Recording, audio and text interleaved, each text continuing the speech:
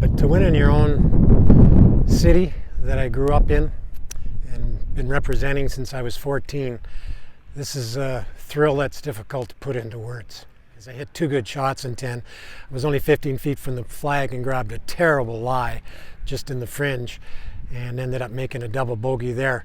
But, you know, again, there was a lot of holes left. I really wasn't paying any attention to what the scores were. I knew I was behind at that point. I'm not a scoreboard watcher, but I thought I'd have to go 3 under coming in to have a chance, and I went 2.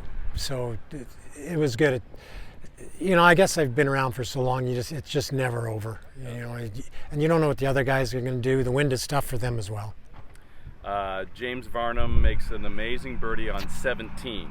Did you know where you stood then? You knew you were 1 back on 18T? I did then, because my friend Sparky was holding the score thing, and so we checked them. But that's the first time I actually knew. And what a birdie that was. That's not a birdie hole.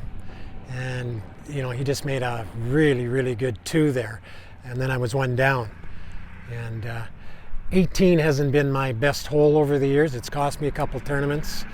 In the Canadian senior here, 6 or 7 years ago, I stood in that tee and I was in the top 10 and I was low Canadian, and I made an 8. And I made another 8 in the club championship here one year. In the playoff. Take me through it. You're 25 feet or so. I didn't want to leave myself anything after the first putt, but still trying to make it. Earlier this year in our Victoria Day tournament, Medicine Hat, I made a similar putt in a playoff to win the seniors there.